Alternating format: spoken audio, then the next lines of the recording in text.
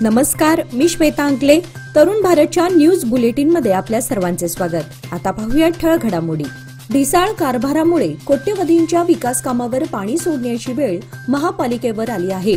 लोकप्रतिनिधींमुळे महापालिकेवर ही नामुष्की ओढवली असून या भ्रष्टाचाराविरोधात आज सोमवारी मये समिती व श्रीराम सेना हिंदुस्थान यांच्या वतीने विराट मोर्चा काढण्यात आला.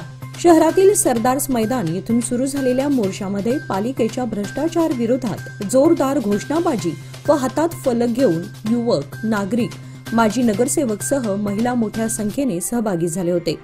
स्मार्ट सिटीच्या नावाखाली भोंगळ कारभार सुरू आहे. रस्ते करण्याच्या नावाखाली दडपशाही व बेकायदेशीर करून अनेकांची घरे पाडली गेली असून या भ्रष्टाचारी महापालिका बरखास्त करण्याची मागणी करण्यात आली. डिसेंबर 2024 मध्ये राज्य विधिमंडळाच्या हिवाळी अधिवेशनादरम्यान बेळगाव येथे काँग्रेस पक्षाचे स्वतंत्र अधिवेशन होणार आहे. कर्नाटकचे उपमुख्यमंत्री डी.के. शिवकुमार यांनी आज सोमवारी पत्रकार परिषदेत सांगितले. ते म्हणाले की 2 ऑक्टोबर रोजी महात्मा गांधींनी भारतीय राष्ट्रीय काँग्रेसच्या अधिवेशनाचे अध्यक्षपद स्वीकारल्याच्या शताब्दी वर्षानिमित्त राज्य सरकार गांधी नदीगे हा कार्यक्रम आयोजित करण्यात आला आहे. 1924 मध्ये बेळगाव येथे झालेल्या भारतीय राष्ट्रीय काँग्रेसचे 39वे अधिवेशन हे महात्मा गांधी यांच्या अध्यक्षतेखालील काँग्रेसचे एकमेव अधिवेशन झाले. या पार्श्वभूमीवर बेंगळूर येथील विधानसौधजवळील गांधी पुतळ्याला पुष्पहार घालून राज्य स्वच्छतेची शपथही घेणार असल्याचे त्यांनी सांगितले. देव, देश आणि धर्मासाठी चाललेली दुर्गामाता दौड यंदा गुरुवार दिनांक 3 ते 12 ऑक्टोबर दरम्यान होणार आहे. दररोज पहाटे 5:30 वाजता प्रारंभ होणारी दुर्गामाता दौड अधिक व्यापक आणि भव्य स्वरूपात साजरी करण्यासाठी श्री शिवप्रतिष्ठान हिंदुस्थानतर्फे जय्यत तयारी केली जात आहे. शहरात घटस्थापनेपासून सुरू होणारी ही दौड यंदा तब्बल 10 दिवस चालणार आहे. काही विद्यार्थ्यांनी मोठे मांजर पाहिल्याचा दावा केल्यानंतर वनविभागाचे अधिकारी धारवाडमधील कर्नाटक विद्यापीठाच्या परिसरात बिबट्याच असावा यासाठी शोध मोहीम हाती घेतली आहे. 2 दिवसांपूर्वी विद्यापीठाच्या अधिकाऱ्यांनी कॅम्पसमध्ये बिबट्या दिसल्याची माहिती वनविभागाच्या अधिकाऱ्यांना मिळाली होती. त्यानंतर त्याला पकडण्यासाठी 50 वन अधिकारी तैनात करण्यात आले होते. शनिवारी संध्याकाळपासून सुरू झालेली ही कारवाई आज सोमवारपर्यंत सुरूच होती. कॅम्पसमधील विद्यापीठाच्या वसतिगृहांमध्ये राहणाऱ्या विद्यार्थ्यांना त्यांच्या खोल्याबाहेर जाण्यापासून सावध करण्यात आले होते. तर कर्नाटक विद्यापीठाच्या कॅम्पसचे 3 मुख्य दरवाजे बंद करण्यात आले असून या परिसरात वाहने आणि पादचाऱ्यांच्या हालचालींवर निर्बंध घालण्यात आले आहेत. विद्यापीठ विभागाचे वाचनालय देखील बंद करण्यात आले होते.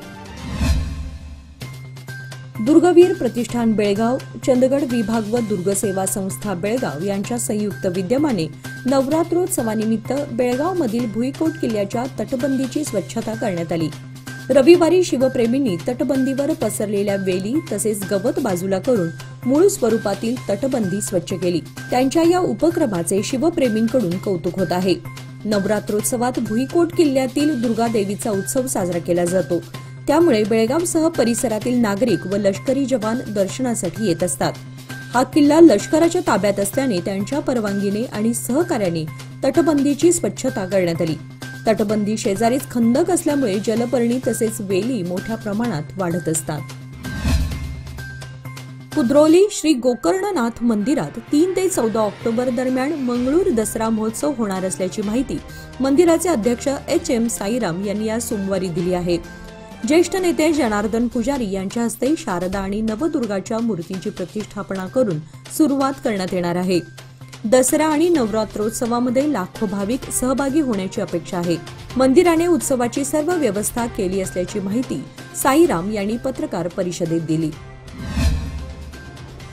अॅट्रॉसिटी नियंत्रणाखाली अत्याचारित लोकांना कायद्याची जाणीव करून देण्यापुरती मर्यादित न राहता शोषण करणाऱ्या वर्गाला कायद्याची जाणीव करून देण्यासाठी झाली पाहिजे या उद्देशाने जिल्हा प्रशासनातर्फे कायद्याबाबत कार्यशाळा आयोजित करण्यात आली होती. जिल्हा प्रशासन, जिल्हा पंचायत व समाज कल्याण विभागाकडून अनुसूचित जाती जमाती अत्याचार कायद्याची अंमलबजावणी करून अधिकाऱ्यांनी जागरूक राहण्याचे आवाहन करण्यात आले. यावेळी जिल्हाधिकारी मोहम्मद रोशन, पोलीस आयुक्त याडा मार्टिन, जिल्हा पंचायतचे मुख्य कार्यकारी अधिकारी राहुल शिंदे, जिल्हा पोलीस प्रमुख डॉक्टर भीमाशंकर गुळे आदी उपस्थित होते.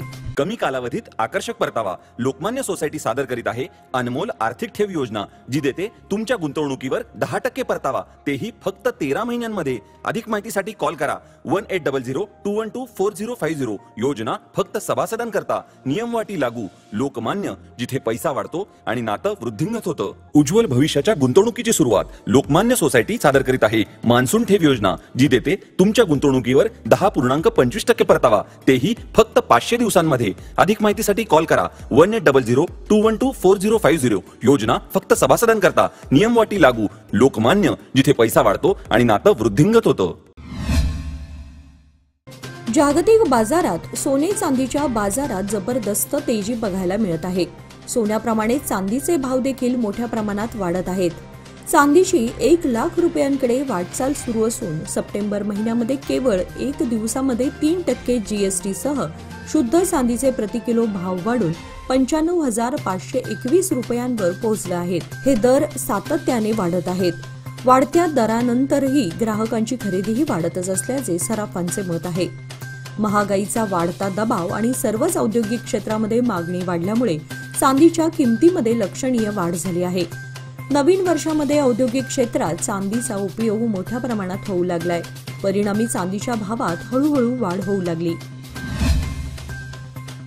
सर्व शाळांसह सरकारी कार्यालयात दिनांक 2 ऑक्टोबर रोजी महात्मा गांधी जयंतीनिमित्त विशेष कार्यक्रमाचे आयोजन करण्यासाठी संबंधित अधिकाऱ्यांना सूचना देण्यात आल्या आहेत. जिल्ह्यातील सर्व सरकारी, अनुदानित, विनाअनुदानित प्राथमिक व माध्यमिक शाळा आणि संबंधित विभागीय अधिकारी आणि सर्व शाळांच्या मुख्याध्यापकांना याबाबत आदेश देण्यात आले आहेत.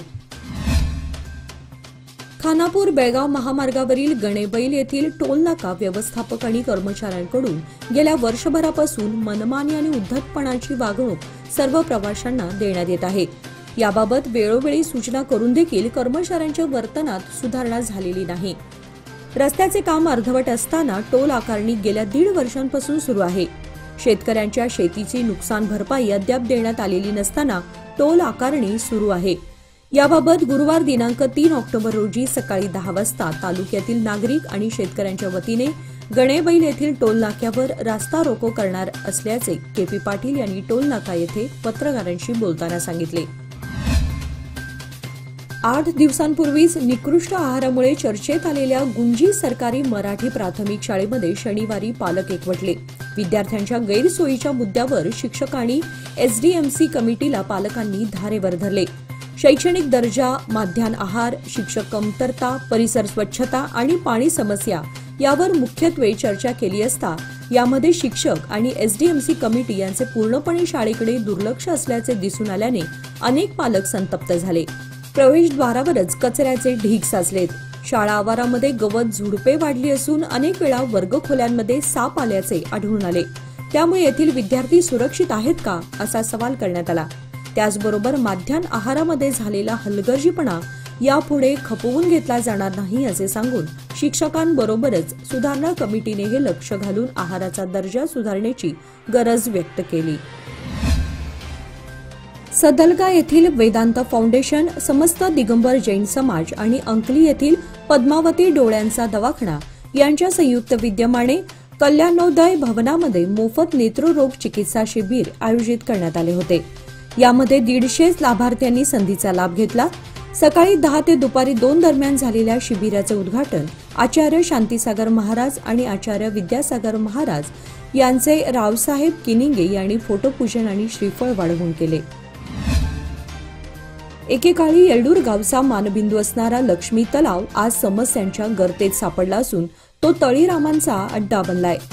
तलावाच्या काठी जागोजागी दारूची रिकामी पाकिटे, बाटल्या, प्लास्टिक ग्लास, प्लास्टिक बाटल्यासोबत गुटख्याची पाकिटे यांचे ढीग साचलेत. पेवर्स रस्त्याच्या दोन्ही बाजूला दारूच्या रिकाम्या पाकिटाशिवाय दुसरं काहीच दिसत नाही. काही वर्षांपूर्वी स्वच्छ आणि सुंदर असणारा तलाव तळीरामांच्या अड्ड्याबरोबरच झुडपे आणि रानगवताच्या विळख्यात हरवला असून त्याचा श्वास गुदमरतोय. याचबरोबर आजचे बातमीपत्र इथे संपले. अधिक माहिती आणि ताज्या घडामोडींसाठी पाहत रहा तरुण भारत न्यूज चॅनल. तसेच आमच्या चॅनलला लाईक, शेअर आणि सबस्क्राईब करायला विसरू नका. आणि विश्वासार्ह बातम्यांसाठी दररोज वाचा दैनिक तरुण भारत. धन्यवाद.